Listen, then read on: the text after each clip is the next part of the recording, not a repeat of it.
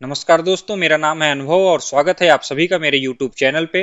आज के नेशनल और इंटरनेशनल न्यूज कवरेज के एपिसोड 3 में हम बात करेंगे पाकिस्तान के जनरल के एक बयान के बारे में, जिसमें उन्होंने पाकिस्तानी सेना दिवस के मौके पर कहा कि कारगिल की लड़ाई में घुसे हुए लोग पाकिस्तानी सेना के रेगुलर सैनिक थे, ना कि कश्मीरी आतंकवादी। नेक्स्ट हमारा टॉपिक होगा बोइंग स्टारलाइनर स्पेसक्राफ्ट, जो बिना अपने अंतरिक्ष यात्रियों के धरती पर वापस लौट आया।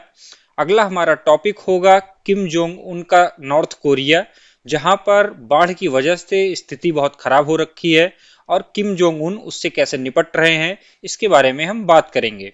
फाइनली कंक्लूड करेंगे वीडियो को भारत में मंकी पॉक्स के पहले केस के बारे में बात करके। चलिए वीडियो को शुरू करते हैं।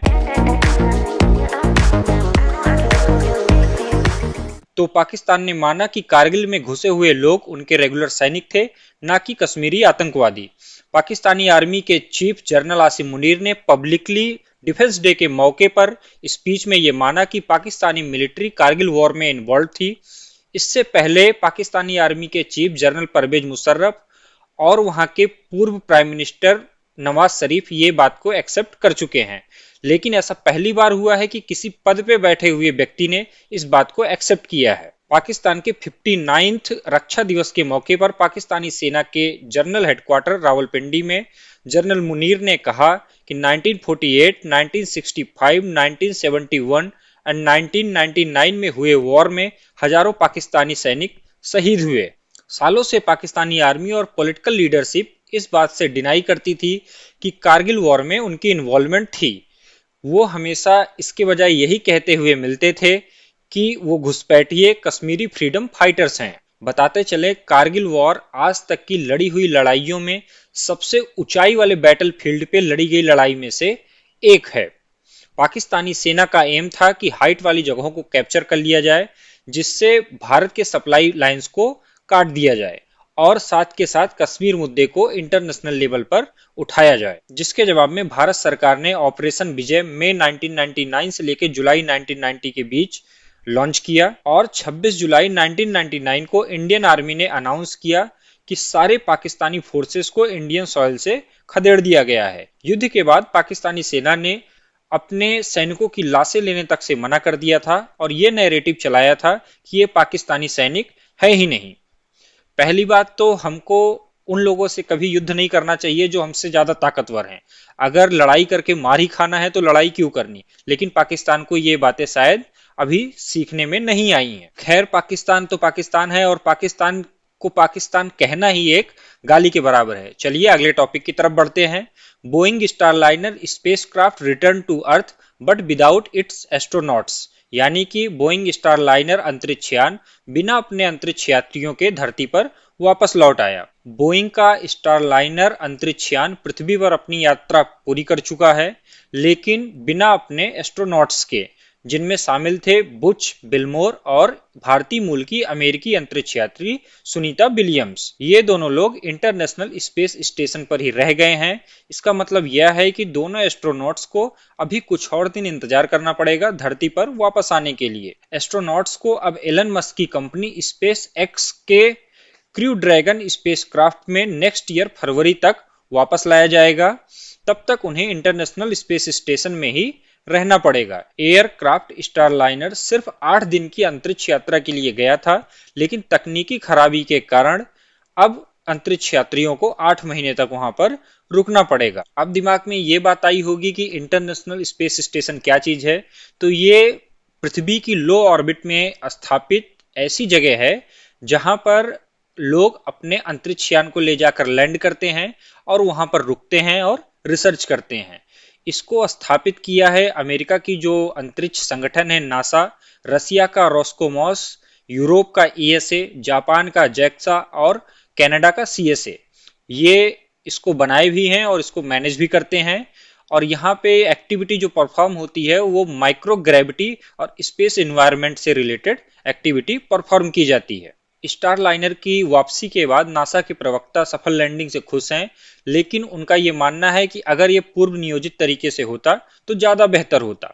वापसी की उड़ान लगभग 6 घंटे तक चली। पृथ्वी के वायुमंडल में फिर से प्रवेश करने के बाद शनिवार को न्यू मैक्सिको के व्हाइट सैंड स्पेस हार्बर पर इसके उतरने के लिए इसकी गति को कम करने के लिए पैरासूट का भी इस्तेमाल किया गया। यह बोइंग के स्टारलाइनर अंतरिक्ष यान के लिए अंतरिक्ष यात्रियों के साथ पहली यात्रा थी, यानी कि इससे पहले ये अंतरिक्ष यान स्पेस में जा चुका है, लेकिन बिना अंतरिक्ष यात्रियों के। लेकिन 5 जून को फ्लोरिडा के केप कैरेवल से उड़ान भरने के तुरंत बाद ही इसमें तकनीकी खराबी आने लगी। कैप्सूल में हीलियम का रिसाव होने लगा, जो फ्यूल को पुश करता है प्रोपल्सन सिस्टम की तरफ, और इसके बाद इसके थ्रस्टर्स भी ठीक से काम नहीं कर रहे थे। बोइंग और नासा के इंजीनियरों ने इन तकनीकी मुद्दों को समझने के लिए कोशिश की और जून से लेकर अभी तक का समय लिया, लेकिन अंत में ये फैसला लिया कि अब इसको वापस लाया जाए, क्योंकि ये सुरक्षित नहीं था अंतरिक्ष यात्रियों को लाने के लिए, तो इसे खाली वापस लाया गया। अंतर्राष्ट्रीय अंतरिक्ष स्टेशन यानी आईएसएस की मैनेजर डाना बीगल ने कहा कि अंतरिक्ष यात्री अपने विस्तारित मिशन के लिए अच्छी तरह से अनुकूल हो रहे हैं। दोनों ने पहले भी अंतरिक्ष में लंबे समय तक रुकने का अनुभव है। उन्होंने कहा कि दोनों भारहीन वातावरण में स्वस्थ रहने के लिए आवश्यक एक्सरसाइज भी कर रहे हैं, और इसके साथ साथ वो अपने अनप्लैंड 8 महीने तक प्रवास के लिए जरूरी चीजें भी इकट्ठा कर चुके हैं। अब बात करते हैं नॉर्थ कोरिया में आई बाढ़ के बारे में। North Korea executes around 30 government officials after deadly floods and landslides reports. एक रिपोर्ट का कहना है कि उत्तर कोरिया में घातक बाढ़ और भूस्खलन के बाद लगभग 30 सरकारी अधिकारियों को फांसी की सजा सुना दी गई। तो ऐसा क्यों हुआ, आइए इसके बारे में जानते हैं। उत्तर कोरिया में रिकॉर्ड तोड़ बारिश के कारण हजारों लोग फंसे हुए हैं, जिसके कारण उनके नेता किम जोंग उन ने आपातकाल की घोषणा कर दी है। सरकारी मीडिया के अनुसार चीन की सीमा पर स्थित सिनीइजू शहर और उइजी कांटी में भारी बारिश के बाद खेत और घर जलमग्न हो गए हैं। सरकारी मीडिया ने यह कहा कि लोगों को एयरलिफ्ट करके बचाया जा रहा है।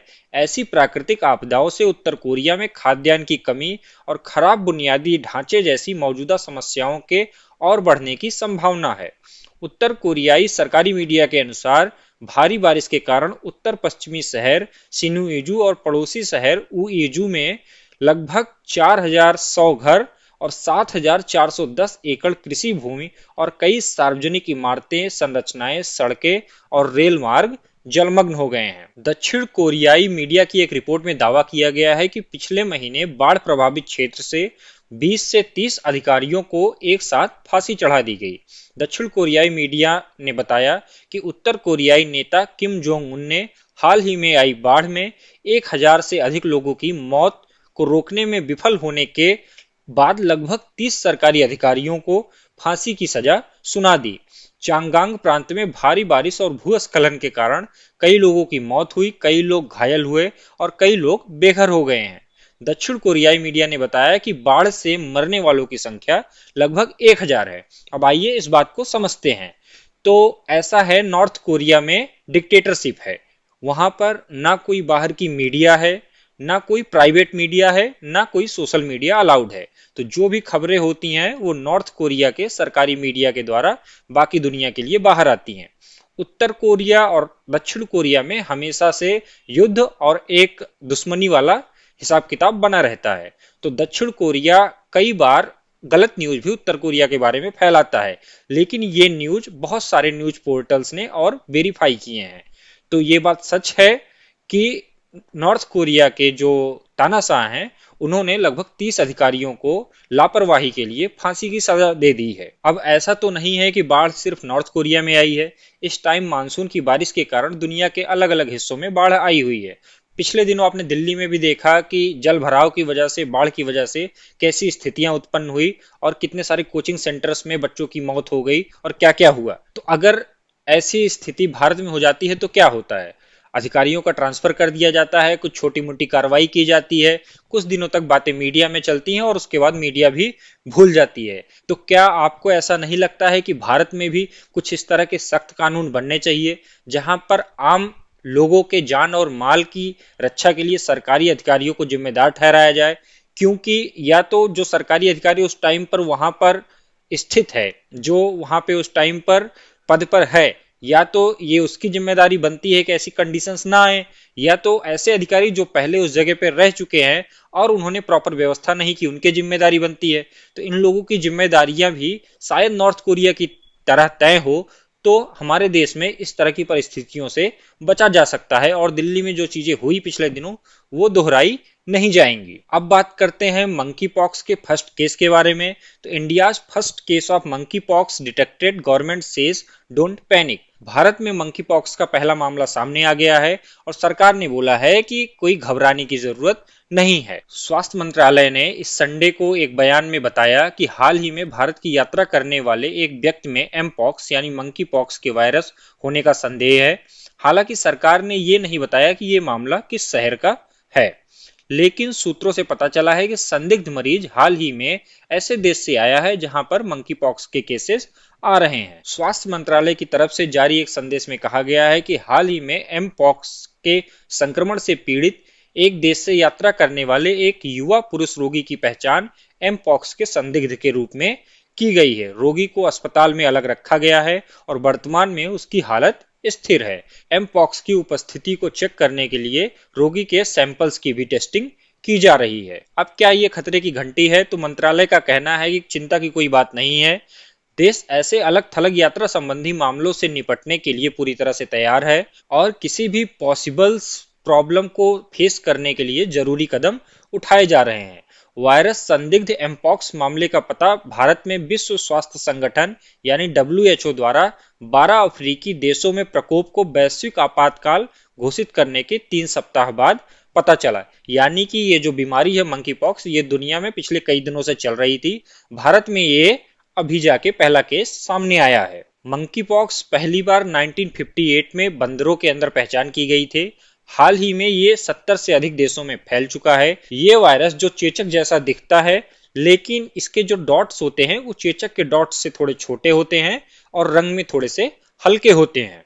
शुरुआत में एम पॉक्स ज्यादातर मध्य और पश्चिमी अफ्रीकी देशों में संक्रमित जानवरों में मिलता था और उन लोगों में फैल जाता था जो इन जानवरों के संपर्क में आते थे। हालांकि 2022 के प्रकोप ने इसे अब वैश्विक चिंता की बात बना दी है, क्योंकि अब धीरे धीरे ये पूरी दुनिया में फैल रहा है।